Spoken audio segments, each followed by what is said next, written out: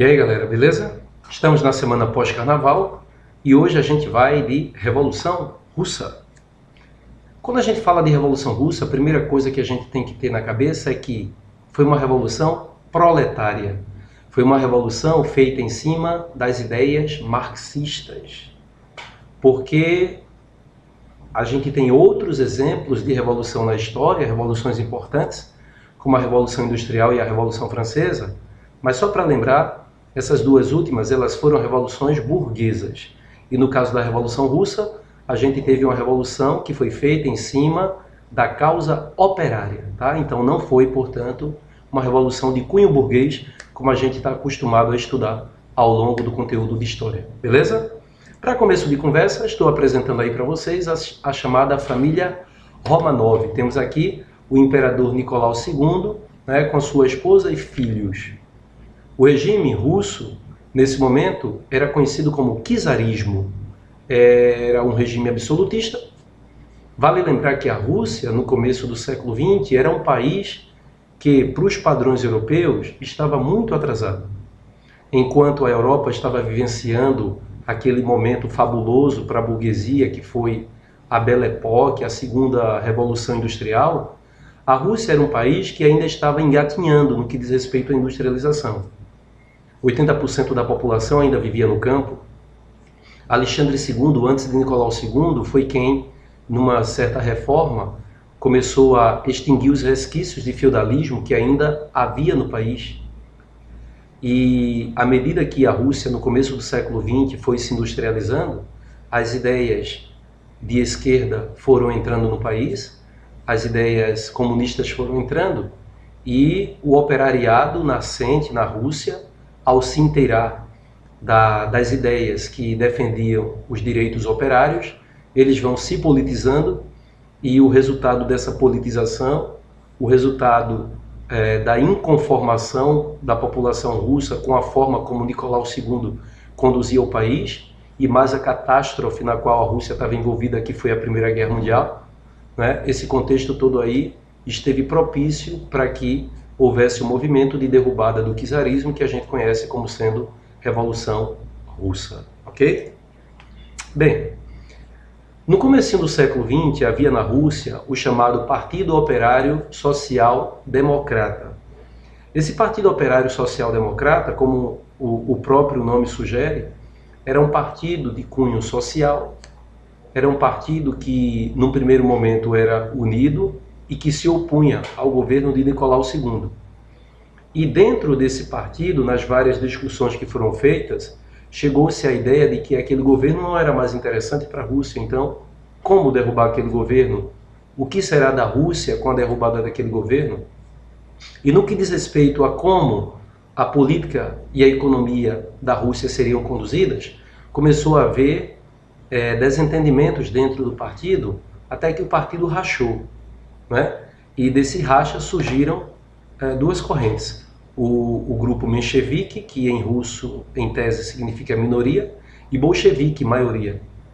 Quais eram, ou qual era a principal diferença entre esses dois agrupamentos dentro do Partido Operário Social Democrata?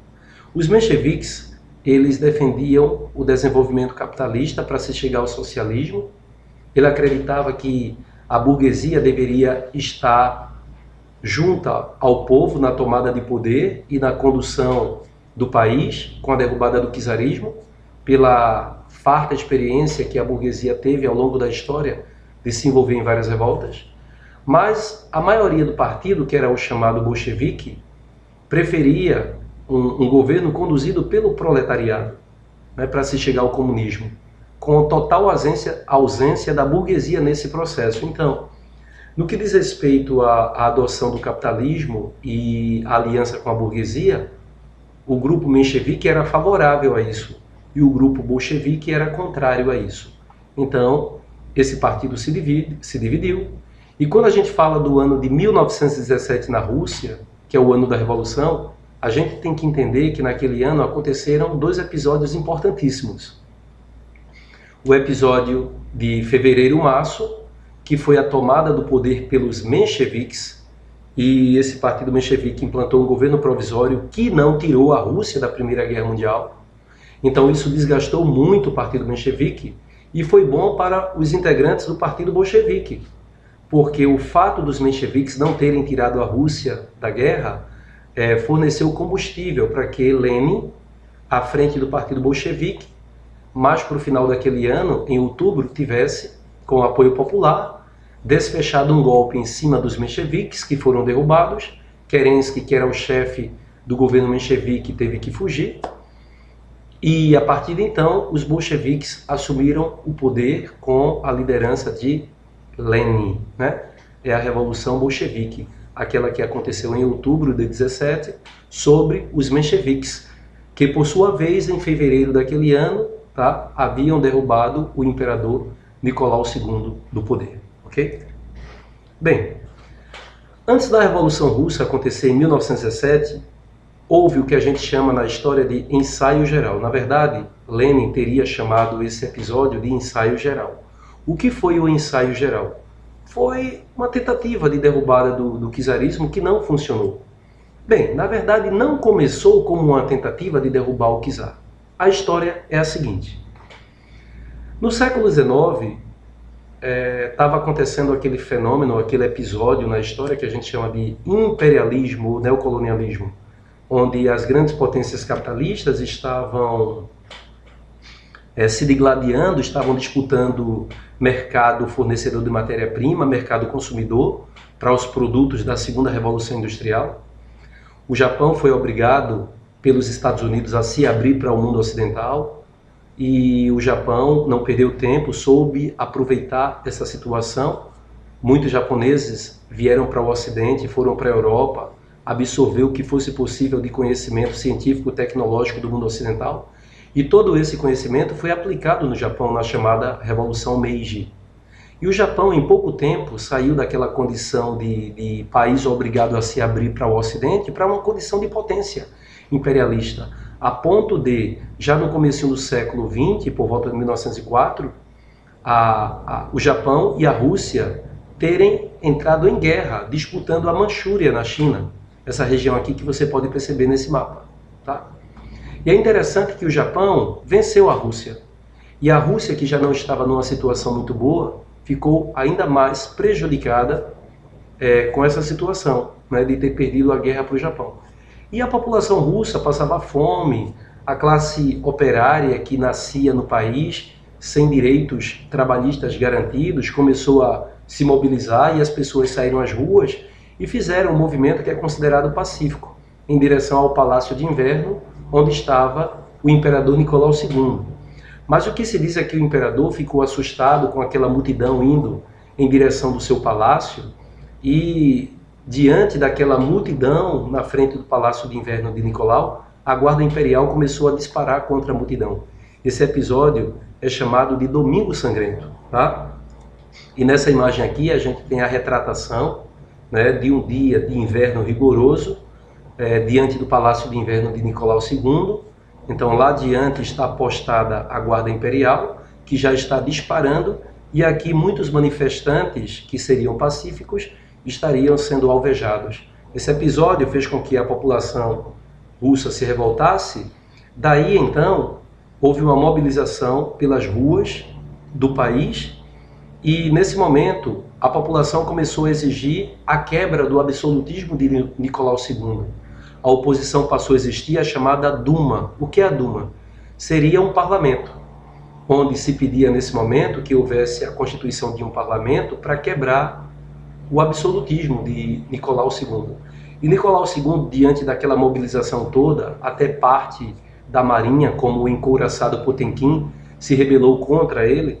Então ele, para ganhar tempo, o imperador, começou a atender o que estava sendo pedido, se mobilizou para a organização de uma Duma, montou esse parlamento, essa Duma, mas ele era só de fachada. Ele não tinha efetivamente poder de se contrapor ou de fazer frente ao absolutismo de Nicolau II. Mas era isso que o imperador queria.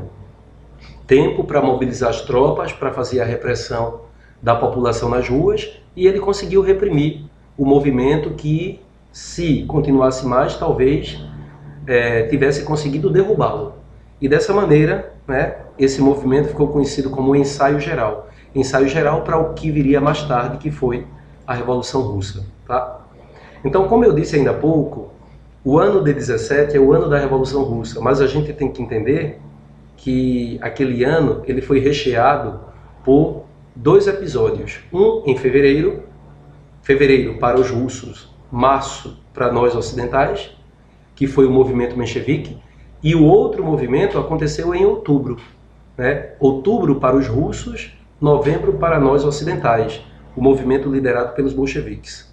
Eu estou dizendo que era uma data para os russos e outra para nós aqui no Ocidente, porque o calendário que os russos usavam era o calendário juliano, que tinha alguns poucos dias de atraso em relação ao nosso calendário, que é o calendário gregoriano, esse calendário que nós usamos depois que foi reformado, era o juliano, mas com a reforma do Papa Gregório na Idade Média, ele passou a ser conhecido como o calendário gregoriano, tá bom? Então vê, um importante motivo, ou o estopim da Revolução Russa ter começado, é que Nicolau II, a despeito de toda a miséria e de toda a fome que havia na Rússia, insistiu em manter a Rússia na Primeira Guerra Mundial.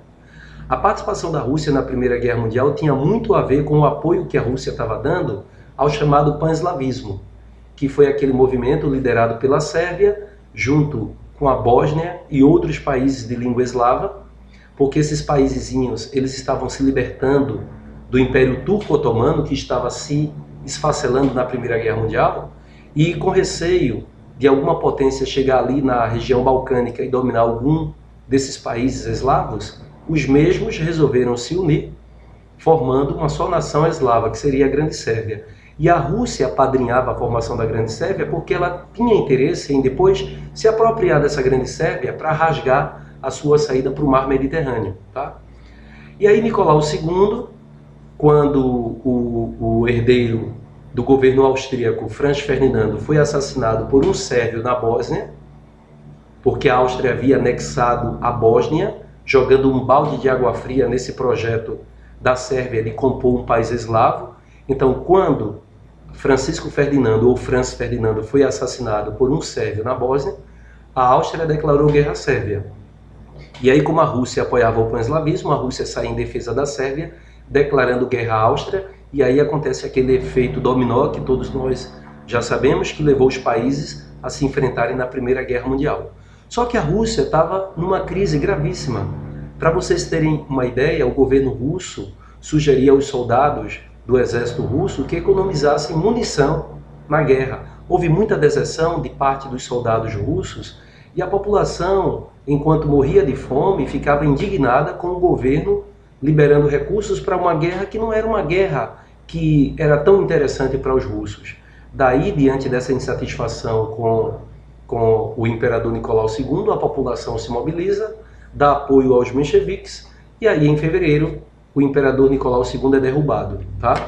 Então houve greves, tá? Protestos por conta da permanência da Rússia na guerra, muitos soldados se mobilizaram contra Nicolau II, ele foi deposto, e aí surgiu o governo menchevique, tá? Que estava nesse momento sendo comandado por Alexander Kerensky. E assim, essa revolução menchevique ela é chamada de Revolução Branca, ao passo que mais ao final do ano, quando os bolcheviques tomaram o poder, esse episódio de tomada de poder pelos bolcheviques é chamado também de Revolução Vermelha.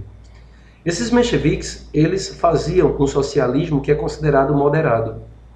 Implantaram uma república parlamentar, instituíram o voto universal, estabeleceram a anistia, que é o perdão político para aqueles indivíduos que haviam sido presos ou exilados por divergências políticas com o imperador. E foi justamente nessa anistia que o partido menchevique deu, que Lenin, que estava no exílio, voltou para a Rússia.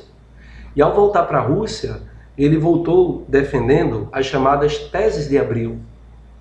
Teses de Abril, e Lenin ele bateu em cima principalmente do fato dos mencheviques não terem tirado a Rússia da guerra.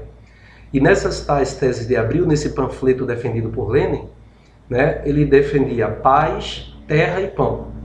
Paz seria exatamente uma referência à guerra, né? Juntem-se a mim, vamos nós bolcheviques derrubar os mencheviques do poder, vamos tirar a Rússia da guerra. é a tal paz das teses de Abril. Terra seria fazer reforma agrária e pão seria acabar com a fome.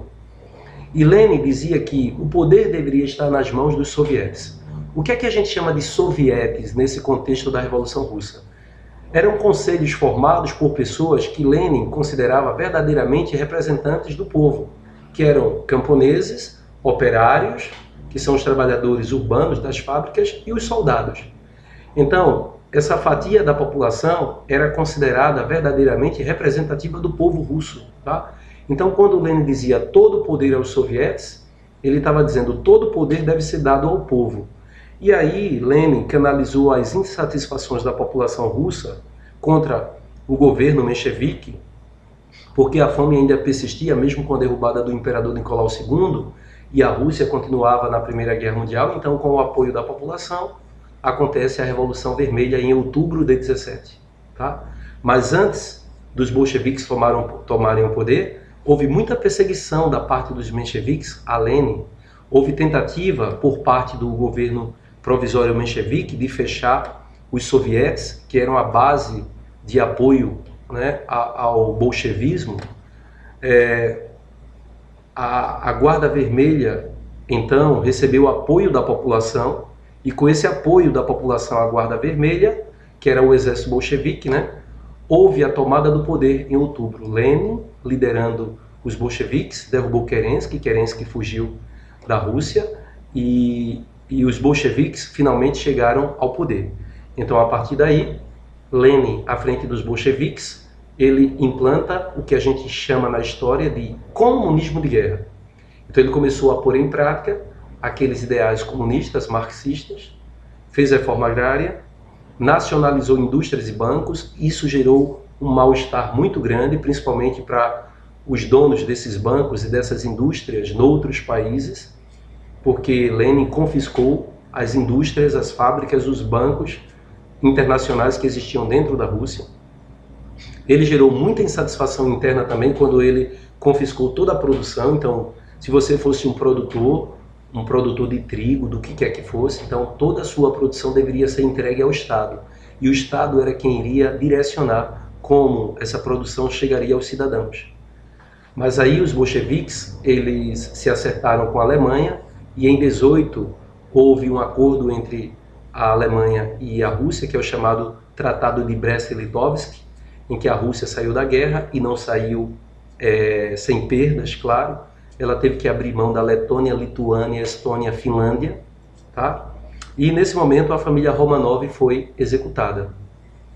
Mas esse comunismo de guerra, ele sofreu muito revés, principalmente porque quando os bolcheviques tomaram o poder, derrubando os mencheviques não ficaram de graça. Eles quiseram voltar ao poder, e por isso começou a haver uma guerra civil, que aconteceu de 18 a 21. De um lado o exército branco, menchevique, com apoio internacional. Países capitalistas começaram a financiar os mencheviques porque tinham medo da ameaça vermelha, da ameaça comunista representada pelos bolcheviques e Lenin no poder.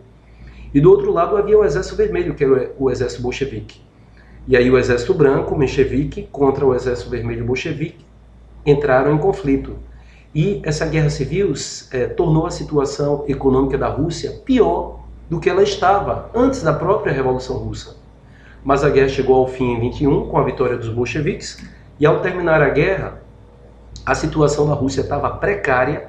Aí foi quando Lenin criou a NEP, que é a sigla para Nova Política Econômica, em que Lenin percebeu que a Rússia estava na miséria e ele resolveu voltar atrás no que diz respeito à adoção de medidas capitalistas. Ele foi muito criticado por isso, né? E a resposta que ele deu, sendo comunista, aderir ao capitalismo, foi que seria necessário dar um passo atrás para poder dar 2 passos à frente. E é claro que, pelo princípio do comunismo, né, haveria a distribuição dos bens, dos meios de produção com toda a população seria proprietária. Mas como distribuir os meios de produção com a população se não existem estes meios de produção? Ou se só existe miséria? Então, não é legal compartilhar miséria. Daí a necessidade de se voltar ao capitalismo, porque a despeito de todas as críticas que eram feitas ao capitalismo, havia essa compreensão de que o capitalismo é capaz de gerar riquezas, então Lenin adota muitas medidas capitalistas. Por exemplo, ele dá permissão para a existência da propriedade privada, permite que empresa privada estrangeira possa ser implantada no país, respeitando algumas exigências, né? Houve busca de empréstimos internacionais, agora o controle da economia era estatal, da economia de finanças, indústria de base e comércio internacional, tá bom? E aí essa NEP foi adotada depois da Guerra Civil e ela vai perdurar durante alguns poucos anos, de forma que ela vai conseguir, pouco a pouco, restabelecer alguns aspectos da economia da Rússia. Lenin, o líder bolchevique, morreu em 1924 e, ao morrer, começou a haver uma disputa pelo poder. E essa disputa era representada por esses dois homens poderosos, Trotsky, que era defensor da revolução em vários países ao mesmo tempo, e o poderoso Joseph Stalin, que defendia que a revolução deveria acontecer primeiro num só país, que era a Rússia, e quando ela estivesse consolidada, aí sim essa ideia poderia ser espalhada por outros países. Tá? Trotsky era o exército da Guarda Vermelha, Trotsky era chefe da Guarda Vermelha, Stalin era da burocracia do Partido Comunista. Stalin, por ser muito melhor relacionado, conseguiu ser o eleito, o escolhido para suceder Lenin. Trotsky não se conforma com isso. Trotsky fez uma campanha muito agressiva contra Stalin, né, dizendo que Stalin era um ditador, e em função disso, com a vitória de Stalin, Trotsky é obrigado a deixar a Rússia, e um belo dia lá pelas bandas do México, né, ele teve contato com Frida Kahlo enquanto esteve no México. Então se diz que Stalin teria mandado assessores que assassinaram Trotsky lá no México. E dessa maneira Stalin assume o comando da Revolução Russa. Lenin, quando morreu em 24, já havia criado a União Soviética. Stalin vai suspender a NEP e a partir do seu governo de 1924 até 1953, temos aí o governo stalinista, e Stalin ele implantou os chamados planos quinquenais, que eram planos pensados para períodos de 5 anos, onde ele investiu na reforma agrária, onde ele investiu na indústria de bens de capital, na indústria química, de forma que ele transformou a economia da União Soviética numa economia muito poderosa, a ponto de participar de forma muito intensa na Segunda Guerra Mundial, e depois disso se contrapôs aos Estados Unidos na chamada Guerra Fria. Tá? Então Stalin foi um homem que não mediu esforços para tirar os inimigos, seus opositores, do meio do caminho. Daí as chamadas depurações stalinistas, que foi um extermínio de muitas pessoas que ele praticou, né, tirando quem quer que lhe fizesse oposição. E morreu em 1943, já depois da Segunda Guerra Mundial, e quando o mundo já estava naquele contexto da chamada Guerra Fria. Tá? Mas isso aí são panos para outras mangas, porque agora a gente vai resolver as questões, né, dessa nossa pré-aula. Beleza? A começar por essa primeira, que diz assim, ó: considere o trecho a seguir, escrito por Lenin em 1921. A extrema ruína agravada pela má colheita de 20 fez com que essa passagem se tornasse necessária com a máxima urgência diante da impossibilidade de se estabelecer com rapidez a grande indústria. Daí que, em primeiro lugar, tenha que se melhorar a situação dos camponeses. Meios para fazer isso: imposto em espécie, desenvolvimento da troca entre a agricultura e a indústria, desenvolvimento da pequena indústria. Tá? Então, a solução apresentada por Lenin para a crise descrita se enquadrava na... voltando aqui para o enunciado, ele está falando aqui, Lenin, em 21. Se a gente voltar para o conteúdo, vejam que 21 é quando está chegando ao fim a Guerra Civil. Então, esse momento aí é o momento em que o governo de Lenin estava passando pela Guerra Civil. Tá? Então, a solução apresentada por Lenin para a crise descrita se enquadrava no quê? Então, eu já sei. Eu expliquei agora para vocês no conteúdo que, para tentar tirar a Rússia daquela crise da Guerra Civil, ele criou a NEP. Então eu já vou procurar uma questão que tenha a NEP, porque pela data, pelo contexto, eu sei que é aquele contexto da Guerra Civil, em que os mencheviques já foram derrubados pelos bolcheviques e agora estavam reagindo para tentar recuperar o poder. Aí a letra A fala que isso aí tem a ver com a concepção desenvolvimentista contida nas diretrizes defendidas pela Internacional Comunista para fortalecer a União Soviética. Nem havia União Soviética ainda, né, naquele momento da Guerra Civil, porque a União Soviética vai se formar entre 1919 e 1924. Letra B. Implementação da nova política econômica adotada como forma de reaquecimento da economia para a superação da crise provocada pela Guerra Civil. Verdadeiro já, letra B, né? Que autorizava a existência de empresas e propriedades particulares, bem como ingresso do capital estrangeiro. Sim, porque Lenin primeiro implantou o comunismo de guerra quando ele tomou o poder das mãos dos mencheviques. Mas com essa guerra civil e a miséria da Rússia, ele teve que voltar atrás adotando medidas capitalistas, né? Representadas aí tais medidas pela nova política econômica que é a NEP. Beleza? Vamos agora, sim, aí a letra C está falando do socialismo em um só país. Isso aí era aquela ideia de Trotsky quando Lenin morreu e que ele começou a disputar o poder com Stalin, né, Stalin defendia o comunismo num só país, melhor dizendo, e Trotsky defendia o comunismo espalhado pelo mundo, né? Letra D, aquele contexto lá do enunciado seria uma estratégia denominada comunismo de guerra? Não, porque comunismo de guerra foi quando Lenin assumiu o poder. E como o comunismo de guerra não deu certo, aí ele criou a NEP para tirar a Rússia da crise. Tá? Então, pela data da Guerra Civil, não foi o comunismo de guerra que ele criou, e sim a NEP, né? A nova política econômica. Formulação do plano quinquenal, não. Quem criou o plano quinquenal não foi Lenin, que é a figura que nos interessa no enunciado da questão. Quem criou o plano quinquenal, na verdade, foi Stalin, né? Como eu já havia dito para vocês. Beleza? Segunda questão, observe a charge. Tá? É uma referência aí a Nicolau II, né? Ou você para de jogar água fria em mendigo, ou a revolução explode.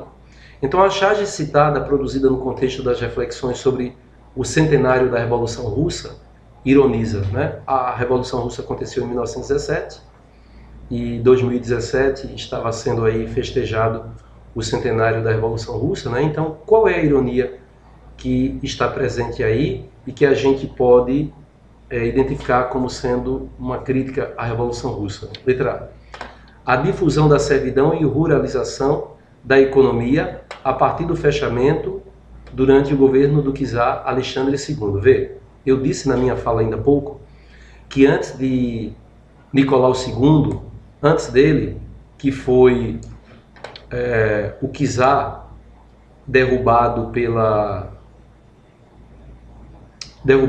Revolução Russa, antes dele, houve um cara chamado Alexandre II, esse cara aqui, ó.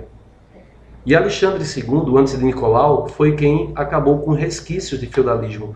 Aí a letra A está atribuindo a esse tal Alexandre II, antes de Nicolau II, a responsabilidade por ter feito a difusão da ruralização na Rússia. E ao contrário, foi ele quem pôs fim a essa servidão, tá bom? Então não pode ser a letra A.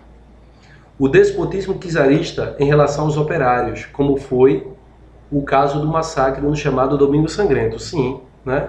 Então na charge a gente percebe que na fala das personagens há uma referência ao fato de se utilizar a violência contra o povo.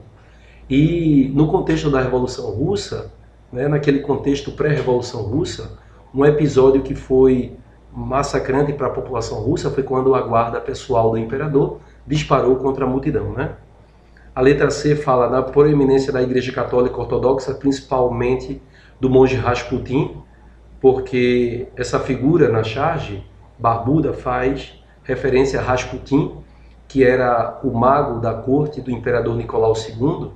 Nicolau não gostava dele, mas ele era um homem muito respeitado e tinha muito espaço na corte por conta da imperatriz a esposa de Nicolau II, porque esse tal mago, ele cuidou do filho do imperador, Alexei, que sofria de hemofilia, e pelo fato dele acalmar a criança e, de certa forma, diminuir a pressão arterial do garoto e o sangue deixava de jorrar, porque a hemofilia tem a ver com hemorragia. Então, Rasputin acalmava o garoto conversando, então a pressão sanguínea diminuía e estancava a hemorragia. E aí ele foi considerado pela imperatriz um homem de poder sobrenatural.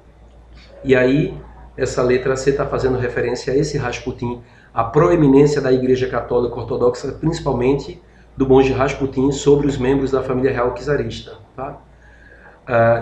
Havia realmente essa influência de Rasputin, mas o conteúdo da charge sobre o tratamento dispensado pelo governo à população pobre é uma referência ao massacre que houve da parte do governo à população russa naquele episódio conhecido como Domingo Sangrento, tá bom? O domínio ideológico da burguesia no chamado governo provisório, que acarretou o empobrecimento de camponeses e operários, não. A charge deixa claro o tratamento desumano do governo com relação à população, então não tem nada aí na letra D que possa estar fazendo uma relação direta com uma determinada violência praticada pelo governo contra a população, a não ser aquele Domingo Sangrento que a gente viu. Letra E. A insatisfação dos soldados combatentes da Primeira Guerra Mundial, obrigados a lutar em condições precárias, enfrentando a fome e o frio. Isso aconteceu, mas não é a crítica que está sendo feita na charge, né, do maltrato da população com relação à população dentro da Rússia, em função da miséria que a população vivenciava pelo descaso do governo com relação à necessidade popular. Tá? A terceira questão. Para muitos, ela foi e continua sendo reconhecida como a maior revolução ocorrida desde o século XX. Outros, porém, associam-na a um regime extremista que pregou o medo e a repressão. E para outros, talvez a maioria, as marcas de sua existência, caso explícito do comunismo, ainda rondam a memória individual e coletiva de homens e mulheres por todo o planeta, independentemente de suas colorações políticas e ideológicas, né? Então, até hoje, a Revolução Russa, ela desperta ódio, né, para quem segue uma linha mais à direita e que se contrapõe ao comunismo. E, de outra parte, existem aqueles que veem a Revolução Russa ainda como ícone de luta contra o liberalismo, contra o capitalismo, né?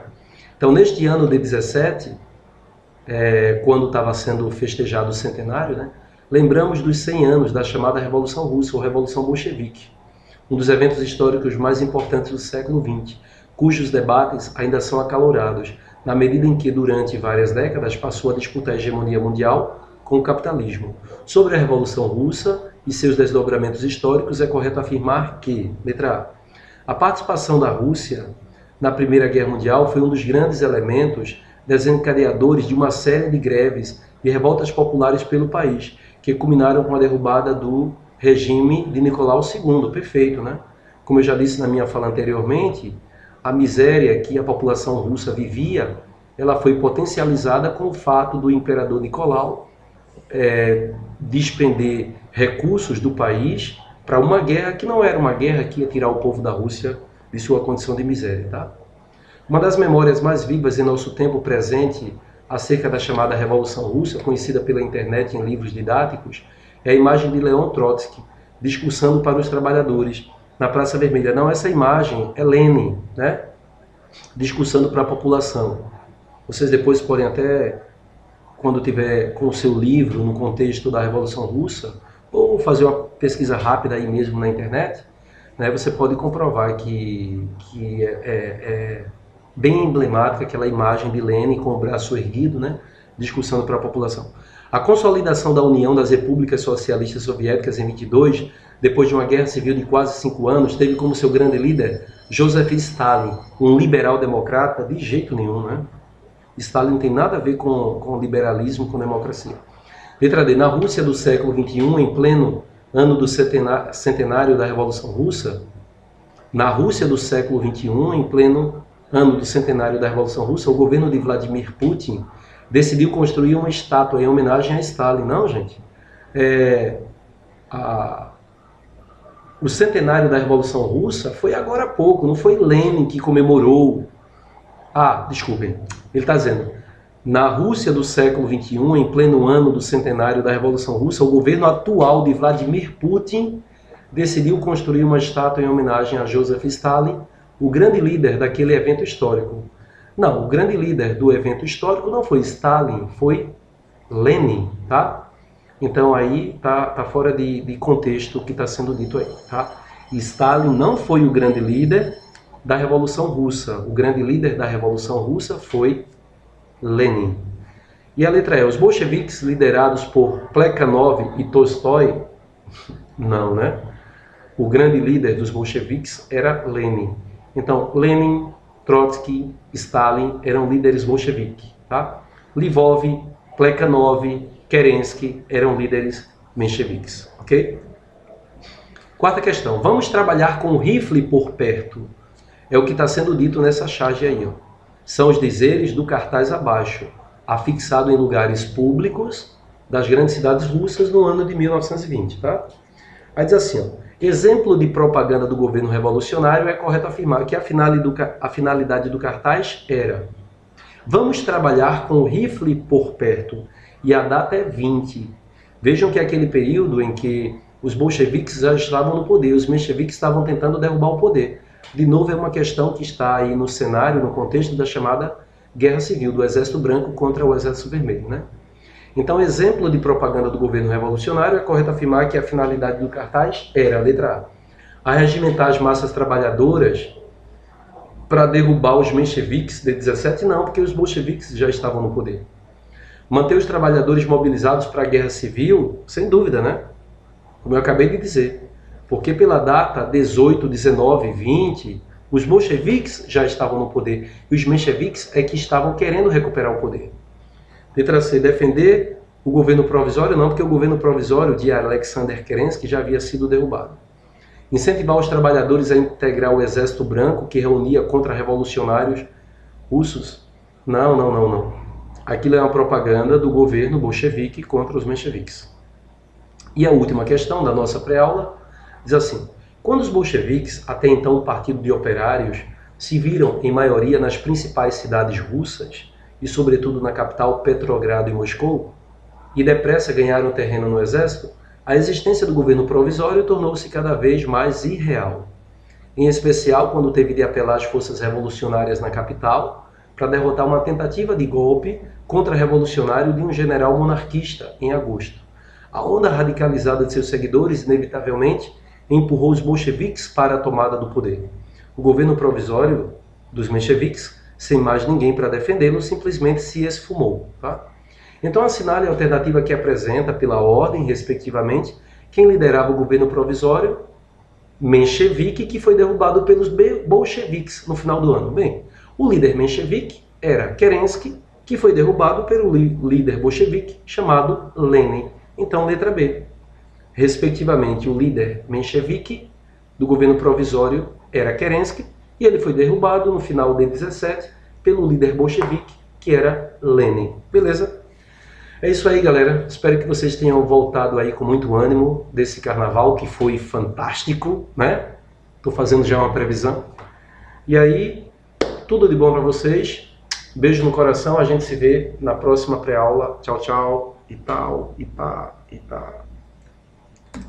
É isso aí. Abração.